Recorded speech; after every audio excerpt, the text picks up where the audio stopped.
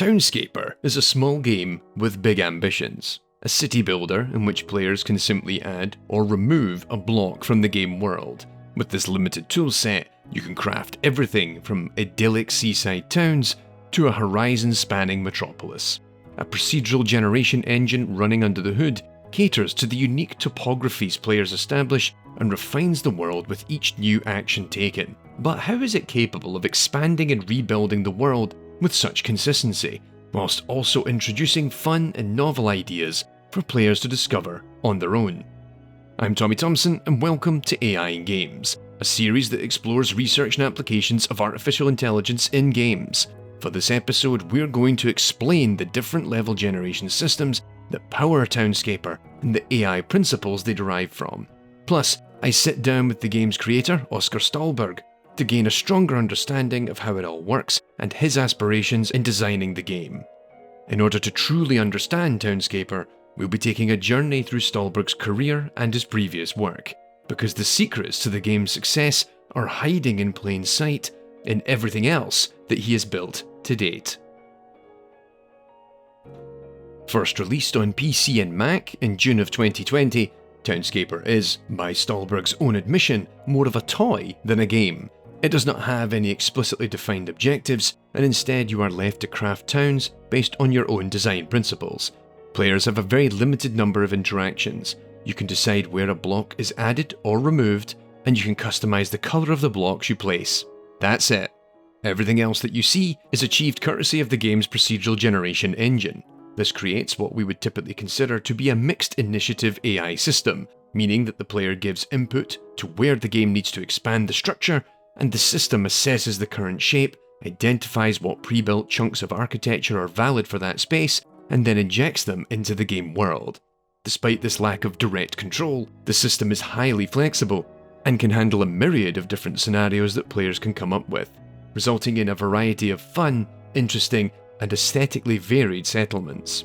And it's this simplicity in gameplay, combined with the game's bright, abstract yet detailed aesthetic, that has led to Townscaper transcending boundaries, developing a huge following across social media that has captured the imaginations of many who typically don't play video games. Plus, if you're a game developer on Twitter, you're bound to have seen one of Stålberg's development tweets on your timeline, either for Townscaper, his previous game Bad North, or his more recent projects. The secret to Townscaper's success is one that many an aspiring and current game developer should reflect upon. The game is effectively the fourth entry in a series of works that capitalizes on Stålberg's interest and growing expertise in procedural generation and technical art, with each project building upon the tech and knowledge of the previous one. And to successfully explain the tricks employed in Townscaper, we need to go back and visit each of them in turn. I feel like I've kind of been working on the same thing for the past 10 years or so, but it's also sort of fine because instead of turning it into one huge epic thing, I'm making a small thing at a time, release that, and then make a slightly bigger thing with some new expansions, release that. So it's a pretty good way of working, sort of releasing the intermediate steps of your project. Because you learn a lot from getting into it's very important to get into the shipping mindset and wrap things up. So with this in mind, we start our journey in what is arguably an unexpected and unlikely place. The game that inspired Townscaper and everything that preceded it, Tom Clancy's The Division.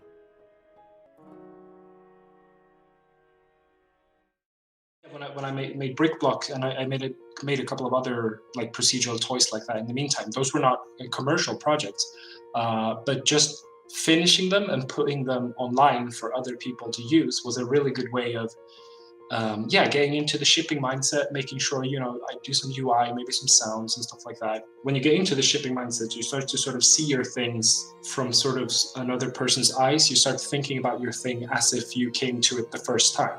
It's very hard to do that when when you're not in that mindset, when you're just expanding and expanding and expanding. But then when you start to think about, I'll actually have to show this to other people, and then I need to fix these couple of things, and I can actually cut out these couple of things that I was planning to do because another person won't know that those things are missing. Oskar Stålberg graduated in 2012 from the Game Assembly, a school specialising in game development based in Malmö, arguably the biggest hub of game development studios in Sweden. Not long after, he landed a job at Ubisoft's Massive Entertainment, creators of Tom Clancy's The Division, working as a technical artist.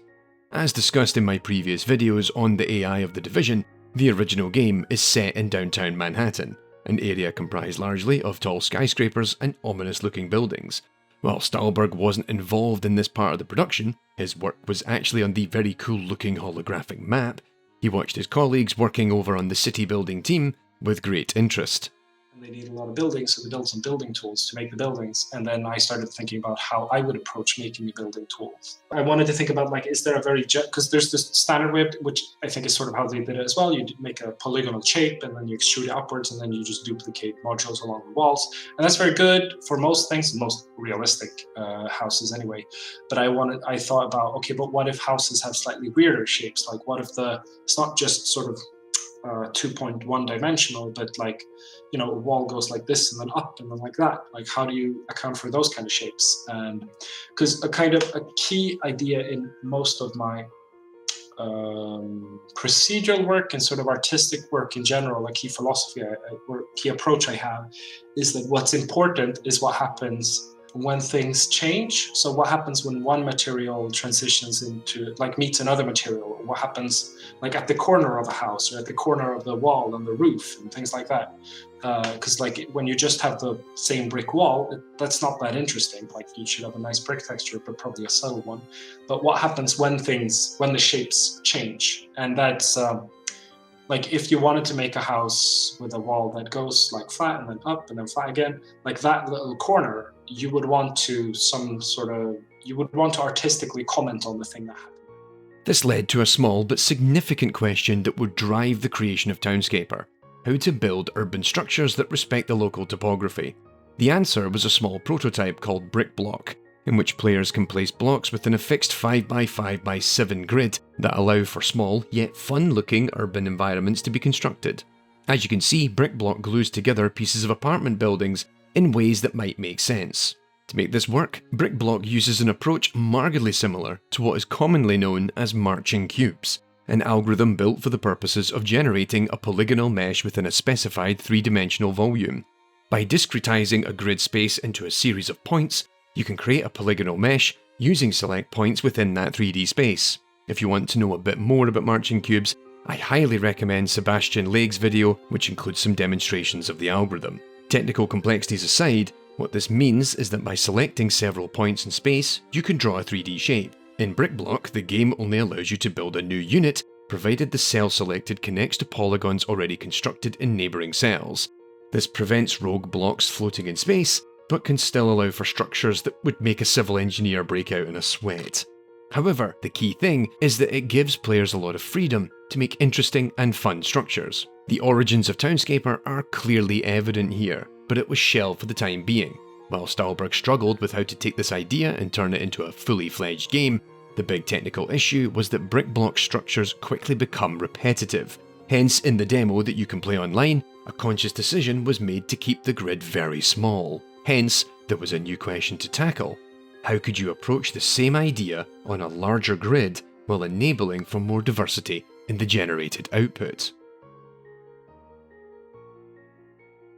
Stahlberg left Massive Entertainment in 2016, not long before the release of Tom Clancy's The Division, and after a stint at the Malmö studio of Monument Valley developer Us2 Games, transitioned into indie development. Working alongside colleagues Richard Meredith and Martin Kvaal, this led to the creation of the micro RTS combat game Bad North, published by Raw Fury and released in 2018. In Bad North, players are presented the challenge of defending small islands with village structures that can be attacked by Viking invaders. To enable the roguelike elements of the game, Bad North procedurally generates each island prior to its appearance on the world map. But unlike BrickBlock, which need only create something aesthetically pleasing, Bad North had the added challenge of satisfying a myriad of gameplay functions. Each island needs to provide sufficient real estate for the movement of armies, large coastlines that will enable for all of the invading forces in that level to beach successfully, and critically, the ability for player and enemy AI characters to be able to move from one area of the island to another successfully. This time around, the resulting solution needed to provide a lot of variety. while ensuring a logical consistency. And it's with this in mind, Stahlberg drew inspiration from wave function collapse, an algorithm that can be used to decide what objects can be placed next to each other based on the rules provided to it. Just for reference, it bears no similarity or relevance to the idea of the same name in quantum mechanics, so my apologies to all the physicists that subscribe to AI in games. Wave function collapse is an algorithm that, from an AI perspective, we call a constraint solver. Constraint solvers are a class of artificial intelligence algorithm designed to solve problems in which variables can be assigned a myriad of possible values, but there are rules on what values that can be assigned, and those rules can have a huge chain reaction on the final solution. A simple yet very effective example of a constraint satisfaction problem is a game of Sudoku. Each cell can only have one value between 1 and 9, and the rules of the game add constraints that tell us that no number can appear twice in the same row, the same column, and in the defined 9x9 subsquares. The goal of an AI Sudoku player is then to ensure that every new digit added to the grid satisfies these constraints, but also ensures that other cells will still have valid numbers left to assign themselves. So what's this got to do with Bad North? The algorithm Wave Function Collapse, developed by Maxime Goumin in 2016, is designed to create large 2D graphics using the constraint logic principle. The idea is that upon reading a smaller image, it learns what are the valid rules for generating new images of its own of any size. The original image highlights adjacency constraints, meaning that for any pixel in the graphic, we can quickly determine what are valid pixels that can be placed next to it based on the original image provided. Stahlberg was inspired by this idea and sought to build a 3D version of this. It's worth noting that the implementation in Bad North is bespoke, and it isn't the first time Wave Function Collapse has been adapted for 3D. In fact, Wave Function Collapse is markedly similar to an existing algorithm called Model Synthesis, developed by Paul Merrill in 2007, which can achieve the same thing for both 2D and 3D shapes. In order for this to work in Bad North, adjacency rules need to be established by assessing each of the individual chunks of 3D terrain known as tiles. There are over 300 tiles in Bad North, be it rock faces, stairwells, beaches, cliff edges, and more, which are all built in the 3D modeling tool Maya. When imported into the Unity game engine, a script scans the edges of each model to establish where other tiles could conceivably connect to them. So for example, a corner tile for the coastline could be connected to extend the coastline back away from the coast into the island itself, or the coast doesn't extend at all and simply becomes water. By completing this process, it enables for the Wave Function Collapse to know what tiles are available in any particular cell of the game world grid, based on whether adjacent cells were also populated on the X, Y, and Z axis. But of course, in order for it to work, there are some additional rules, such that the maps make sense and they help satisfy the gameplay. Upon generating, the game always assumes water at the bottom and sky at the top, after which it fills out the grid by seeding all the possible tiles that could fit in each cell. Think of this as the possibility space, all potential islands that the system could generate within that space. This already imposes some constraints on the algorithm, given the predetermined size of the island. Beaches, cliff edges, or other terminal edges will impose a limit on what tiles could be used in specific areas. Some hard-coded constraints are also added to make sure the islands look more realistic, rather than something that is clearly procedural. This often means two tiles that are the same, or some tiles that reflect or mirror one another, can't be placed next to each other. Plus, there may be level-specific constraints based on specific tile sets, which can also influence the possibility space. What can speed this up is there are some tiles that are designed to cover two cells in the grid, which can help islands to look more manually crafted and help reinforce a key aesthetic. But ultimately, the larger the map, the longer this all takes to execute. Once the first tile is placed in a cell, the possibility space begins to change. Typically, the generation starts with houses, given all levels need houses for players to defend. Once a single house is added, the possibility space will begin to shrink. This is because the constraints of the Wave Function Collapse algorithm are rolling out from those placed tiles. If a building has been placed high on the island, then that imposes a need for land to surround it, which in turn will impose further constraints on the need for connecting terrain that will eventually link down to the beach. The real challenge that Bad North faces compared to Brickblock, and even Townscaper, is that the levels need to satisfy gameplay needs. The generator doesn't know it's creating a level for a strategy game. it's just trying to make a nice wee island. Hence there are two key aspects to Bad North's wave function collapse implementation that don't exist in the other games. First of all, there is a need for the enemy soldiers to be able to navigate from the beach to the houses in order to attack them, and indeed for your forces to be able to go mess them up. Typically, we require a navigation mesh for NPCs to know how to navigate from one point to another. They're fairly common in game engines such as Unity and Unreal, and you can go and watch my AI 101 episode to find out more about how they work and where they come from. But you can't rely on a navigation mesh for an island that isn't technically built yet. So how do you ensure there's always a path from the beach to the houses? So that each tile that's being placed knows its navigability. So basically, like, where can you move in and out of the tile? It's not in Bad North. It was kind of this is something I added quite late in Bad North, so it's not properly integrated. So it always assumes that a tile is entirely internavigable, so that, like, if you can come in on one side and the other side, then you can go between them. But that's not always true. Sometimes there's like a wall inside the tile. Before I came up with that in Bad North, actually, it looked as if it would be difficult to do the generation live, and we were thinking about sort of giving up on doing that and doing probably a list of curated seeds or something like that. So we would generate a bunch of things and then save the seeds. But that idea, yeah, it would work, but it doesn't feel very appealing. I like the idea of like, if you're going to do generation, do proper generation, yeah.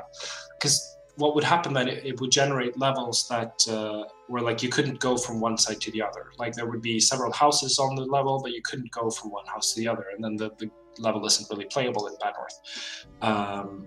But this navigability heuristic thing made it, yeah, deliberately navigate or generate islands that were properly navigable, where you could go between all the different places that you needed to go. There could still be areas that weren't navigable, but we could know that there wouldn't be any houses on them, for example, because it wouldn't place the house tiles if it wasn't navigable. And on those unnavigable areas, we would instead place forests, which was an excellent solution because it made it visually obvious that you can't go there, and it's always good to get some nice forests in there, just visually.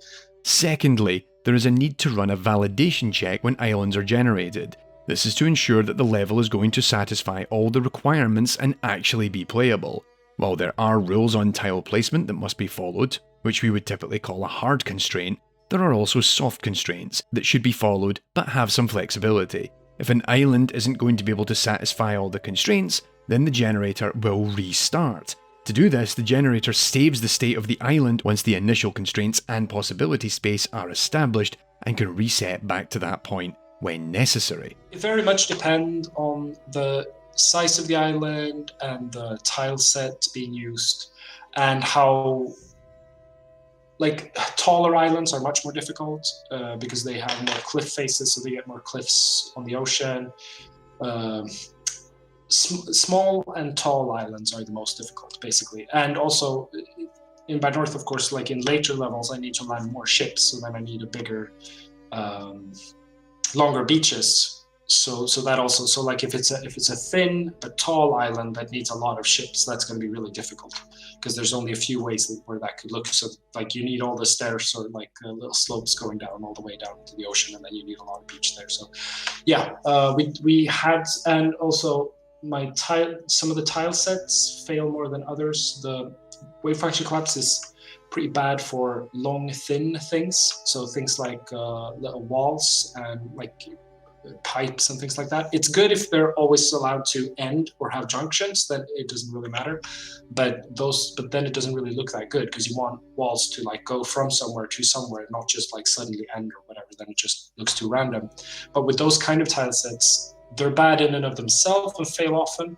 But then also, since my navigability system didn't take proper account of that those tiles might not be completely internavigable, or intranavigable, I guess, then yeah, those would fail quite often. So it fails, like even to this day in Bad North, occasionally you'll get a level to, because we try and generate them before you get to them, but occasionally you'll get a level that like it seems broken, it doesn't really load. If you wait for a long time, it will generate after a bit, but yeah, that's sort of a failure that's still there, yeah.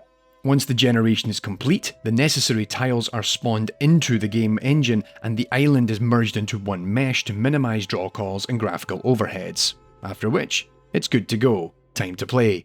The process of bringing all this together, from initial concept through to completion, took around 2 years, but the results speak for themselves, with the system capable of building a myriad of challenging gameplay environments while solving the problem that Brickblock faced in ensuring greater diversity and variety in the generated output. And so now, with everything else explained, it's time to no, wait, there's something else, but trust me, this is important. Both Brickblock and Bad North operate on square grids, but Townscaper does not. In fact, the grids are irregular and look a lot less rigid than in previous games. This was a conscious decision on Stolberg's part, in order to create more natural and realistic geometry that respects the weird and winding ways in which real cities are built. The inspiration for this came from Oscar briefly working as a developer on Nightcall, a noir adventure game developed by Monkey Moon and Black Muffin, and first released on PC in 2019. In Nightcall, players assume the role of Hussein, a taxi driver in Paris who solves a murder mystery through interactions with passengers. The map of Nightcall is derived from publicly available data of the city, meaning you drive through Paris in a realistic fashion.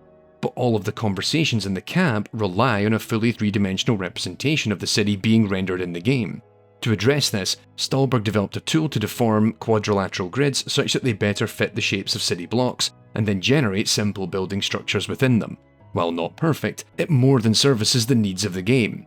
But it left another open question of how to take this idea and apply it to a fully procedural environment. Nightcall was my first chance to try a weird grid like that. I don't remember where the idea initially came from. I mean, I had been thinking for a long time about like how would you make more organic cityscapes, and how would you combine the strengths you get from tile-based things. But tile-based things are really good because you get to manually design all the little details that go into them, so they get a handcrafted look, but they have to be standardized. So how do you combine that with, if they're standardized, they probably need to be right-angled. And I was very fascinated by this idea that you could, because you can take any topology, any 3D mesh, and turn it into quads. It's always possible. So I was really fascinated by this idea that you could turn, any graph could be a quadrilateral graph. Yeah, so I'd had that idea at the back of my mind for a long time, and then it first came together in Nightcall, and then I already had the idea that I'd like to explore this combination, and in Nightcall, I kind of got to test it, and I saw in Nightcall that it turned out much better than I expected. Like in Nightcall, they're much more skewed than they are in Townscaper because I'm constrained by the actual street network. So like if there's a super weird angle there, I'm constrained by that. But from the street level, you can't really tell at all. You can skew the pieces like quite a lot before it starts to become a problem. So how do you go about generating aperiodic, infinite, deterministic, irregular, relaxed quadrilateral grids? I mean, it was a fair question, and not one that many had answers to. The direction taken was inspired by Amit Patel of Red Blob Games and his explanations of hexagonal grids. That's another link in the description for you.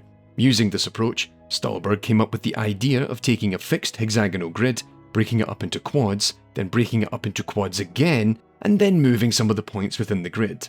And so with this final piece of the puzzle, we can finally address the title of the episode. The secret to how Townscaper works is that it's the culmination of everything that preceded it. It procedurally generates the quadrilateral grids inspired by Nightcall to create more realistic, irregular placement of buildings and structures. The wave function collapse of Bad North is used to determine what building tiles are available based on the shape of the environment the player has created, and lastly, once tiles are selected, it uses the marching cubes of Brickblock to place them in such a way that they will fit the irregular grid. But combining all of these ideas isn't as straightforward as I make it sound, taking around 3 months to go from an early prototype to even a working implementation. The real contribution that Townscaper provides is how the placement of building elements works. Given that the game now runs on this more triangle-based grid, allowing for a more European aesthetic to town construction, placing cubes and cuboids into that space is no longer straightforward. Hence the marching cubes algorithm allows for tiles to be placed in ways that best fit the shape of the grid cells, given it focuses on how to place the corners of buildings. This in turn had an influence on how the tiles are built, with them no longer being complete chunks of terrain, but rather corner segments that can be more easily put together to create shapes that will fit within the cells. The wave function collapse operates similar to before, but now it's optimized for working in real time. In Bad North, the algorithm would only generate islands prior to the player getting to interact with them. To pull this off, the decoration of a block is separate from when it is generated. What this means is that when a new piece is added, the wave function collapse identifies the possible modules for that cell, and then afterwards it will figure out how to decorate it. The placement of a new block forces the rest of the existing structure it's connected to reevaluate, to make sure constraints are satisfied, and also for new opportunities to emerge given a block has been added where once there wasn't one. But also, when a block is removed, new constraints have been placed on everything around it, and they have to respect that change. Once the possibility space is identified, it then works on drawing in the selected pieces. That is why you can sometimes see a block appear, and then the detail fills in a short while afterwards. In fact, as structures become larger and more complex, you will notice the delay between block placement and decoration increases. This is ultimately a performance overhead of the algorithm.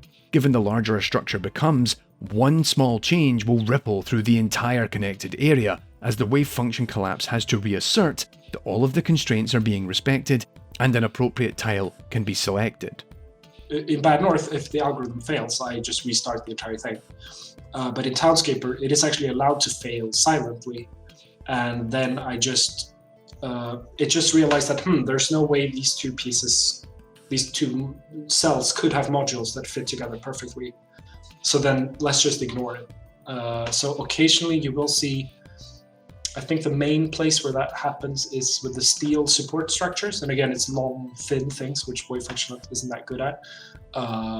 You can see like loose hanging steel structures that aren't properly connected to things. Speaking of decoration, there are lots of additional quirks in Townscaper that operate on different levels. You'll notice windows, chimneys, bushes and benches appear around a recently placed block. But also you'll see more bespoke urban architecture appear depending on how the level is built, resulting in everything from luscious gardens to stairwells, statues and even weird floating buildings. These are all part of Townscaper's wave function collapse. The decorations on individual tiles are smaller scale patterns designed to reflect the topology.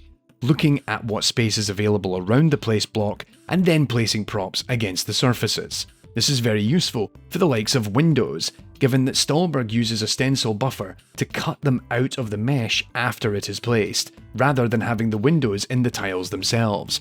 Given there would be many edge cases that crop up, leading to windows being cut in half or stuck on corners. Meanwhile, the more interesting and unique level segments that can appear are known as recipes. These are hidden deep in the wave function collapse, given the constraints required in order to satisfy them are very specific. However, they have a much higher priority than other patterns. These are intended to be discovered by curious players, and will reward them with something fun and distinct, but the constraints combined with their priority in the algorithm ensures they're predictable enough so that players can then reproduce them when they wish. I assign priority to all the different modules, and the garden modules are super high priority, but they can only exist, like the only edge of garden pieces I have is where they end up next to a wall. So basically, unless you build an entirely enclosed area, there's no way to place the garden pieces at all. So that's how that rule is created. And that's also why it doesn't matter how big it is you're building, it still works.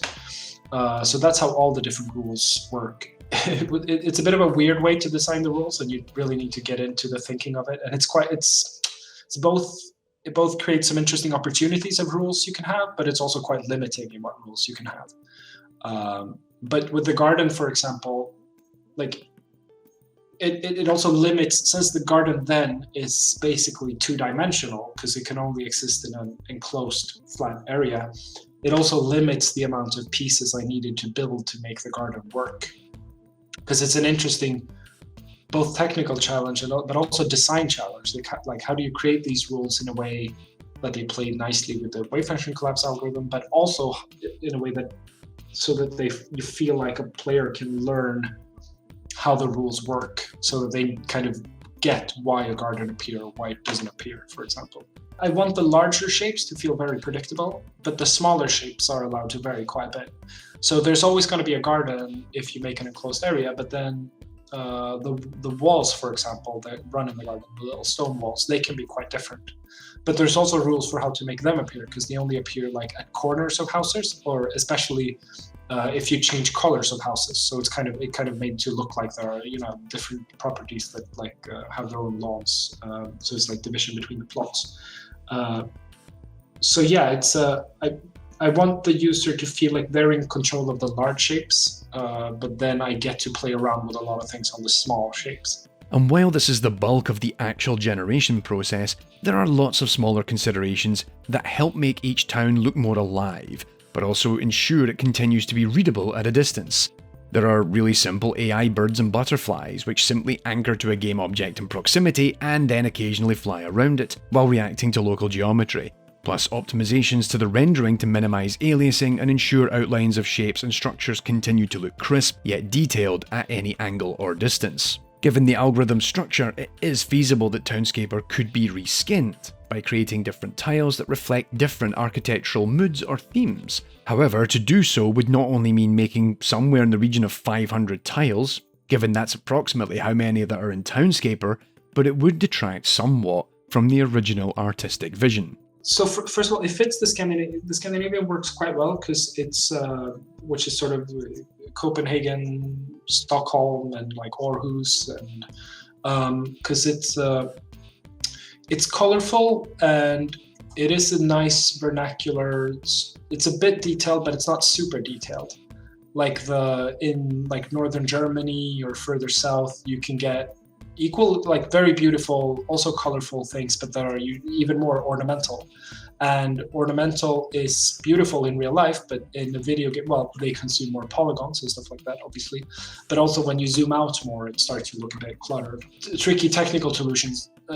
Otherwise, if you don't want like a bunch of aliasing or whatever, if you zoom out on the very. So yeah, and also it allows you as the player to project more of your own idea of what kind of detail this would probably have, because it's a bit of an abstract representation from the beginning. But yeah, that's obviously one of the most common thing that people request from it is, I want this, but in Japanese or in futuristic style or something like that. And that would probably be a good idea commercially, but to me, it's just not a very interesting problem. I don't want to spend building this whole tile set takes a lot of time, and it was really fun to do that once and solve the aesthetical problems and the technical problems at the same time and figure this whole thing out. But once I've done it already, I don't want to spend like 2 months doing the same thing again, but with a Japanese twist to it.